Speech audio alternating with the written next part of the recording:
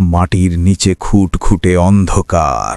হঠাৎ আপনার বুকের পাঁজরের হাড়গুলো মড়মড় করে ভেঙে গুঁড়ো হয়ে যাবে। চিৎকার করার শক্তিও তখন আপনার থাকবে না। আপনার চারপাশ থেকে ধেয়ে আসছে শীতল মাটির অসহ্য চাপ। এক পাশের হাড় ঢুকে যাচ্ছে অন্য পাশের হাড়ের ভেতর। শ্বাস বন্ধ হয়ে আসছে। এ কি হচ্ছে? এই অসহ্য যন্ত্রণা কি শুধুই শুরু, নাকি এটাই আমার শেষ? আপনি অনুভব করতে পারছেন আপনার দেহ থেকে কিছু একটা টেনে বের করে আনা হচ্ছে, যেন জীবন্ত ছাগলের শরীর থেকে চামড়া টেনে তোলার মতো। শিরা উপশিরা ছিঁড়ে যাচ্ছে, প্রতিটি কোষ চিৎকার করে উঠছে যন্ত্রণায়। এ যেন মাথার খুঁটি থেকে চুল উপড়ে ফেলার মতো এক ভয়ঙ্কর অনুভূতি। কারণ আপনার সময় শেষ। সেই মুহূর্ত এসে গেছে যেটাকে আপনি বছরের পর বছর এড়িয়ে চলেছিলেন, যেটাকে আপনি ভাবতেন এ তো এখনো অনেক দূরের ব্যাপার। সেই শেষ নিঃশ্বাস এখন ঘনিয়ে এসেছে। আপনার জিহ্বা কথা বলার ক্ষমতা হারিয়ে ফেলেছে। আপনার চোখ স্থির হয়ে গেছে একটি নির্দিষ্ট জায়গায়। আপনার হৃৎপিণ্ড আরেকবার ধুকধুক করে, তারপর চিরতরে থেমে যায়। যদি আপনি একজন নেককার বান্দা হন, তবে ফেরেশতারা আপনার কাছে আসেন নূরের মতো উজ্জ্বল আর সুন্দর চেহারা নিয়ে। তাদের সাথে থাকে জান্নাতের সুগন্ধিযুক্ত কাফনের কাপড়। তারা সেই রূহকে অত্যন্ত নরম আর আদরের সাথে শরীর থেকে বের করে আনেন, ঠিক যেভাবে একটি ভেজা আটার ভেতর থেকে একটি চুল খুব সহজে বেরিয়ে আসে। এরপর সেই পবিত্র রূহকে জান্নাতের সুগন্ধি কাফনে জড়িয়ে নেওয়া হয়, যেখান থেকে মেশক আম্বরের চেয়েও উত্তম সুগন্ধ বের হতে থাকে। ফেরেশতারা সেই রূহকে নিয়ে আসমানের দিকে উঠতে থাকেন। একে একে 7টি আসমানের দরজা তার জন্য খুলে দেওয়া হয়। সবশেষে তার রূহকে ইল্লিয়িন নামক এক সম্মানিত জায়গায় রেখে দেওয়া হয়। কিন্তু যদি আপনি একজন বদকার বা পাপী মানুষ হন, তবে ফেরেশতারা আপনার কাছে আসেন ভয়ঙ্কর এবং কালো চেহারা নিয়ে। তাদের সাথে থাকে জাহান্নামের দুর্গন্ধময় চট। সেই পাপী রূহকে অত্যন্ত কষ্ট দিয়ে টেনে হিঁচড়ে শরীর থেকে বের করে আনেন, ঠিক যেভাবে একটি জীবন্ত ছাগলের চামড়া টেনে বের করা হয়। এরপর সেই নাপাক রূহকে জাহান্নামের দুর্গন্ধময় চটে জড়ানো হয়, যেখান থেকে মরা পশুর চেয়েও জঘন্য দুর্গন্ধ বের হতে থাকে। ফেরেশতারা যখন সেই রূহকে নিয়ে আসমানের দিকে উঠতে থাকেন, তখন আসমানের দরজা তার জন্য বন্ধ করে দেওয়া হয়। তাকে ভেতরে ঢুকতে দেওয়া হয় না।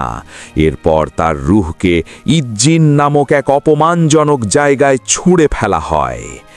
এরপর মৃত ব্যক্তির দেহকে যখন কবরে নামিয়ে রাখা হয় এবং তার আত্মীয় স্বজনেরা তাকে মাটি দিয়ে চলে আসে, তখন এক ভয়ঙ্কর অধ্যায় শুরু হয়। মৃত ব্যক্তি কবরে শুয়ে থেকেও তার আপনজনদের পায়ের আওয়াজ শুনতে পায়। যখন কবরের কাছ থেকে শেষ ব্যক্তিটিও 40 কদম দূরে চলে যায়, তখন কবরের মাটি তাকে এমন জোরে দুই পাশ থেকে চাপ দেয় যে তার বুকের এক পাশের হাড় অন্য পাশের হাড়ের ভেতর ঢুকে যায়। এই চাপ থেকে কেউই রক্ষা পাবে না, সে যত বড় নেককারী হোক না কেন। এরপর শুরু হয় সেই আসল পরীক্ষা। কবরে সেই ভয়ঙ্কর মাটির চাপের পর হঠাৎ করে কবরের মাটি দুভাগ হয়ে যায় এবং আগমন ঘটে দুই ভয়ঙ্কর ফেরেশতার। তাদের নাম মুনকার এবং নাকির। হাদিসের বর্ণনা অনুযায়ী তাদের দেখতে অত্যন্ত ভয়ঙ্কর। তাদের গায়ের রং হবে নীল কালো, চোখগুলো হবে আগুনের গোলার মতো, আর তাদের কণ্ঠস্বর হবে বজ্রপাতের মতো ভয়ঙ্কর। তাদের হাতে থাকবে বিশাল এক লোহার হাতুড়ি।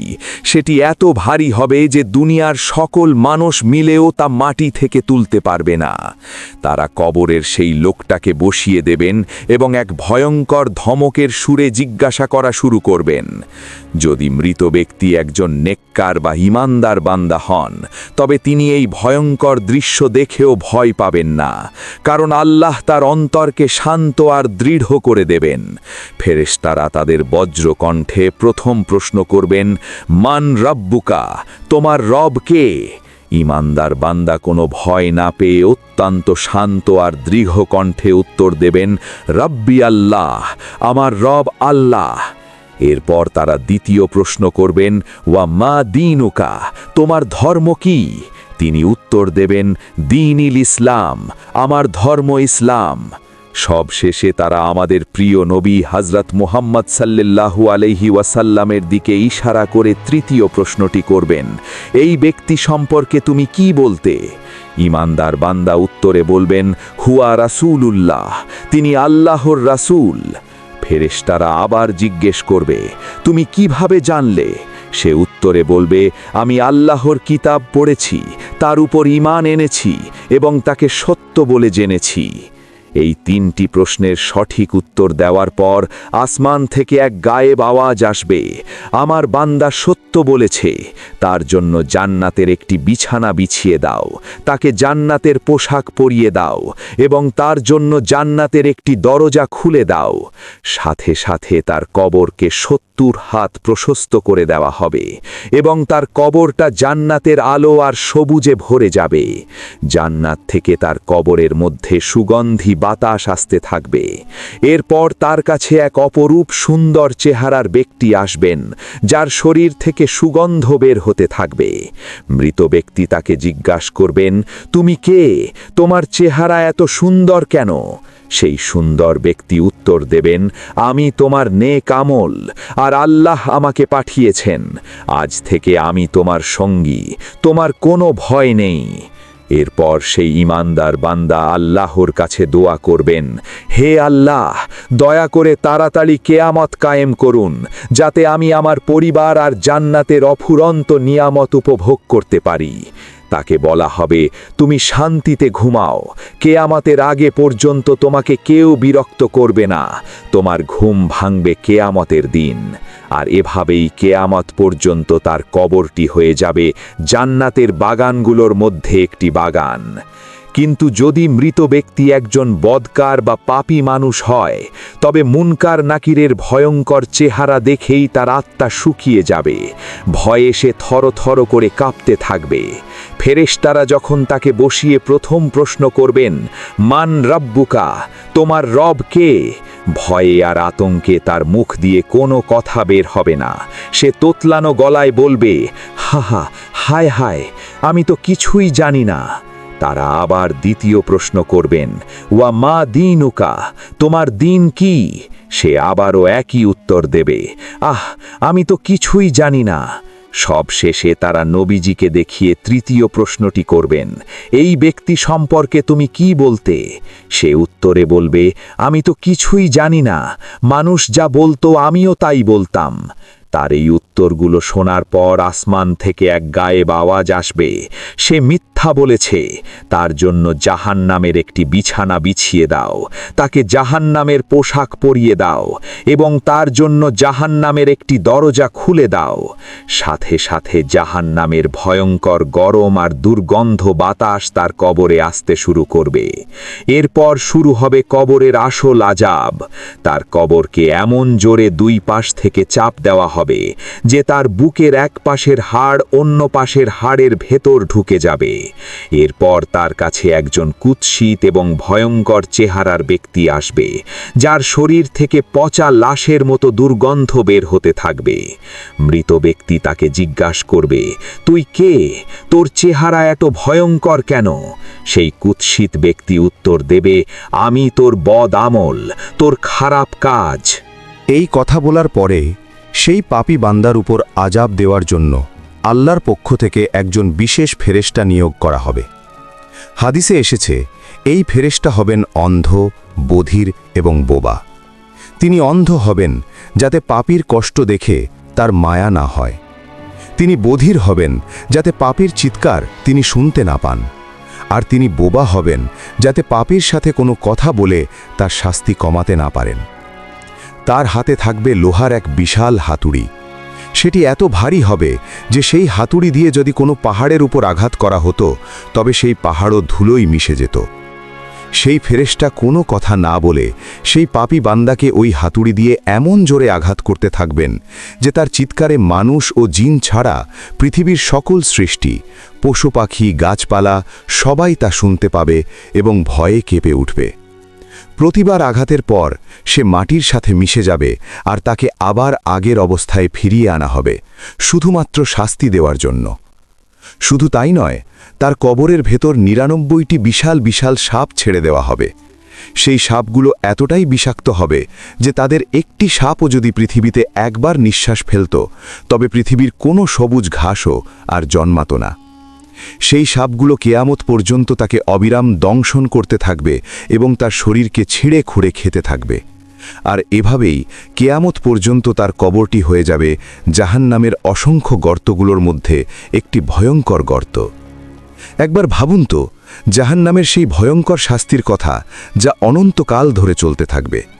কিন্তু সেই চূড়ান্ত জাহান্নামের আগেও মৃত্যুর ঠিক পরেই কবরের অন্ধকার ঘরে শুরু হয়ে যায় এক প্রাথমিক শাস্তি, এক ভয়ঙ্কর ট্রেলার।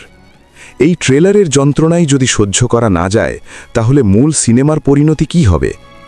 আসুন, আজ আমরা জানব কবরের সেই অন্ধকার জগতে মুনকার নাকিরের সওয়াল জবাব শেষ হওয়ার পর বিভিন্ন পাপের জন্য ঠিক কী ধরনের ভয়ঙ্কর শাস্তি অপেক্ষা করছে।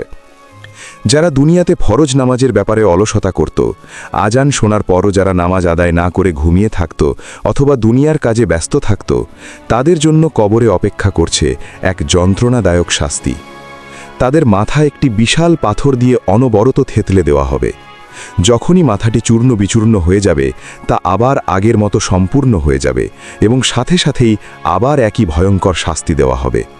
এই যন্ত্রণাদায়ক চক্র এক মুহূর্তের জন্যও থামবে না, যা চলবে কিয়ামত পর্যন্ত। আর যারা দুনিয়াতে মিথ্যা কথা বলতো, সকালে ঘর থেকে বেরিয়ে এমন মিথ্যা ছড়াতো যা সারা পৃথিবীতে ছড়িয়ে পড়ত, যারা গুজব রটিয়ে মানুষের সম্মান নষ্ট করত, তাদের জন্য রয়েছে এক বীভৎস শাস্তি। একজন ফেরেশতা একটি লোহার ধারালো আংটা হাতে নিয়ে তার পাশে দাঁড়িয়ে লোকটির মুখের এক পাশে আংটাটি ঢুকিয়ে দিয়ে তার চোয়াল, নাক এবং চোখকে ঘাড় পর্যন্ত চিরে ফেলবে। যখন এক পাশ চেরা শেষ হবে, তখন সে অন্য পাশে গিয়ে একই কাজ করবে, আর এর মধ্যে প্রথম পাশটি আবার আগের মতো ঠিক হয়ে যাবে। এই ভয়ঙ্কর শাস্তিটিও অবিরামভাবে চলতে থাকবে। যারা দুনিয়াতে ব্যভিচার বা জিনার মতো জঘন্য ও লজ্জাজনক পাপে লিপ্ত ছিল, নারী পুরুষ নির্বিশেষে, তাদের জন্য কবরে অপেক্ষা করছে এক অত্যন্ত অপমানজনক এবং যন্ত্রণাদায়ক শাস্তি। তাদেরকে একটি চুলার মতো গর্তের মধ্যে রাখা হবে, যার উপরের অংশটি হবে সরু এবং নিচের অংশটি হবে প্রশস্ত, আর সেই গর্তের ভেতরে দাউ দাউ করে আগুন জ্বলতে থাকবে। যখনই আগুনের শিখা উপরের দিকে উঠবে, তারা চিৎকার করতে করতে গর্তের উপরের দিকে উঠে আসবে, প্রায় বেরিয়ে যাওয়ার মতো অবস্থায়। কিন্তু ঠিক সেই মুহূর্তে যখনই আগুন কিছুটা কমে যাবে, তারা আবার চিৎকার করতে করতে নিচের দিকে পড়ে যাবে। তাদেরকে উলঙ্গ অবস্থায় রাখা হবে এবং তারা লজ্জায় এবং যন্ত্রণায় অবিরামভাবে চিৎকার করতে থাকবে। কেয়ামত পর্যন্ত তাদের সাথে এভাবেই আচরণ করা হবে। আর যারা দুনিয়াতে সুদ খেত, যারা সুদের লেনদেন করত, যারা মানুষের অসহায়ত্বের সুযোগ নিয়ে নিজের সম্পদ বাড়াত, তাদের পরিণতি হবে আরও ভয়ঙ্কর। তারা রক্তের এক নদীর মধ্যে সাঁতরাতে থাকবে। তারা যখনই সাঁতরে নদীর কিনারে আসার চেষ্টা করবে, তখনই একজন ফেরেশতা বিশাল বিশাল পাথর নিয়ে তার মুখে এমন জোরে আঘাত করবে যে সে আবার নদীর মাঝখানে ফিরে যাবে। যখনই সে কিনারে আসতে চাইবে, তখনই তার মুখে পাথর নিক্ষেপ করা হবে। এভাবেই কেয়ামত পর্যন্ত সে সেই রক্তের নদীর মধ্যেই হাবুডুবু খেতে থাকবে। যারা ছিল সম্পদশালী, কিন্তু তারা তাদের সম্পদের জাকাত বা আল্লাহর দেওয়া হক আদায় করত না, গরিব দুঃখীদের সাহায্য করত না, তাদের জন্য রয়েছে এক কঠিন শাস্তি। তারা পশুর মতো হামাগুড়ি দিয়ে কাঁটাযুক্ত জাক্কুম, জাহান্নামের উত্তপ্ত পাথর এবং দুর্গন্ধময় জিনিস খেতে থাকবে। এছাড়াও হাদিসে এসেছে, তাদের সেই সম্পদকে কেয়ামতের দিন একটা ভয়ঙ্কর বিষাক্ত সাপের রূপ দেওয়া হবে, যা তাদের গলায় পেঁচিয়ে ধরবে এবং তার দুই চোয়াল দিয়ে তাদের দংশন করতে করতে বলবে, আমি সেই তোর সম্পদ, আমি সেই ধনরত্ন যা তুই জমিয়ে রেখেছিলি। যারা দুনিয়াতে মানুষের গীবত করত, কারো অনুপস্থিতিতে তার সম্পর্কে এমন কথা বলতো যা শুনলে সে কষ্ট পেত, যারা মানুষের সম্মান নষ্ট করত, তাদের জন্য কবরে অপেক্ষা করছে এক বীভৎস এবং অপমানজনক শাস্তি। তাদের নখগুলো হবে তামার মতো লম্বা এবং ধারালো। তারা সেই ধারালো নখ দিয়ে অনবরত নিজেদের মুখ এবং বুকের মাংস আঁচড়াতে থাকবে এবং ছিঁড়ে খুঁড়ে খেতে থাকবে। তাদের মুখমণ্ডল ক্ষতবিক্ষত হয়ে যাবে, বুক থেকে রক্ত ঝরতে থাকবে, কিন্তু এই যন্ত্রণা থেকে তাদের কোনো মুক্তি মিলবে না। অর্থাৎ একজনের কথা আরেকজনের কাছে লাগিয়ে দুই ব্যক্তির মধ্যে সম্পর্ক নষ্ট করত, ঝগড়া এবং ফাসাদ সৃষ্টি করত। তারাও কবরের কঠিন আযাব থেকে রক্ষা পাবে না। একবার আমাদের প্রিয় নবী হজরত মুহাম্মদ সাল্লাল্লাহু আলাইহি ওয়াসাল্লাম দুটি কবরের পাশ দিয়ে যাচ্ছিলেন। হঠাৎ তিনি থেমে গেলেন এবং বললেন, এই দুটি কবরের বাসিন্দাদের উপর আযাব হচ্ছে। তিনি বললেন, তাদেরকে কোনো বড় পাপের জন্য শাস্তি দেওয়া হচ্ছে না, যেটা থেকে বেঁচে থাকা কঠিন ছিল। তাদের একজন প্রস্রাব করার সময় সতর্কতা অবলম্বন করত না, আর অন্যজন চগলখড়ি করে বেড়াত। এরপর তিনি একটি তাজা খেজুরের ডালকে দুই টুকরো করে সেই দুটি কবরের উপর গেঁথে দিলেন এবং বললেন, আশা করি এই ডাল দুটি শুকিয়ে যাওয়ার আগ পর্যন্ত তাদের আযাব কিছুটা হালকা করা হবে। এই ঘটনাটি আমাদের এটাই শিক্ষা দেয় যে আমরা যেগুলোকে ছোট ছোট পাপ বলে মনে করি, কবরের জগতে তার পরিণতিও কতটা ভয়ঙ্কর হতে পারে। এই ভয়ঙ্কর শাস্তিগুলোর কথা শোনার পরে আমাদের মনে প্রশ্ন আসতেই পারে, তাহলে কি কবরের এই কঠিন আযাব থেকে বাঁচার কোনো উপায় নেই? অবশ্যই আছে। আল্লাহ পরম দয়ালু। তিনি যেমন শাস্তির কথা বলেছেন, তেমনি এই ভয়ঙ্কর আযাব থেকে বাঁচার উপায়ও আমাদের বলে দিয়েছেন। আল্লাহর কাছে আশ্রয় চাওয়া। আমাদের নবীজি নিজে প্রত্যেক নামাজের শেষে কবরের আযাব থেকে বাঁচার জন্য আল্লাহর কাছে আশ্রয় চাইতেন। এর মধ্যে সবচেয়ে শক্তিশালী আমলটি হল সূরা আল মুলক পাঠ করা। নবীজি সাল্লাল্লাহু আলাইহি ওয়াসাল্লাম বলেছেন, কুরআনে 30 আয়াত বিশিষ্ট একটি সূরা আছে যা তার পাঠকরির জন্য সুপারিশ করতে থাকবে যতক্ষণ না তাকে ক্ষমা করে দেওয়া হয়, আর তা হল সূরা মুলক।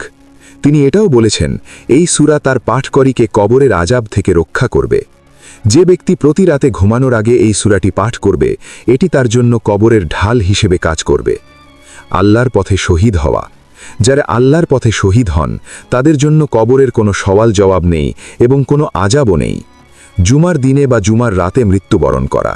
হাদিসে এসেছে, যে মুসলিম ব্যক্তি জুমার দিনে বা জুমার রাতে মৃত্যুবরণ করবে, আল্লাহ তাকে কবরের পরীক্ষা থেকে রক্ষা করবেন। কবরের জীবন যা হবে, কারোর জন্য জান্নাতের বাগান আর কারোর জন্য হবে জাহান্নামের গর্ত। আমাদের দুনিয়ার প্রতিটি কাজ, প্রতিটি কথা সেখানে আমাদের জন্য পুরস্কার অথবা শাস্তির কারণ হয়ে দাঁড়াবে। কবরের প্রথম রাত ছিল শুধুমাত্র একটি সূচনা। আসল পরীক্ষা এবং তার পরিণতি আরও বেশি গভীর এবং ভয়ঙ্কর। আল্লাহ আমাদের সবাইকে কবরের এই কঠিন আযাব থেকে রক্ষা করুন এবং আমাদের কবরকে জান্নাতের বাগান বানিয়ে দিন। আমিন। এরকম ইসলামিক ভিডিও আরো পেতে চ্যানেলটিকে এখনই সাবস্ক্রাইব করুন।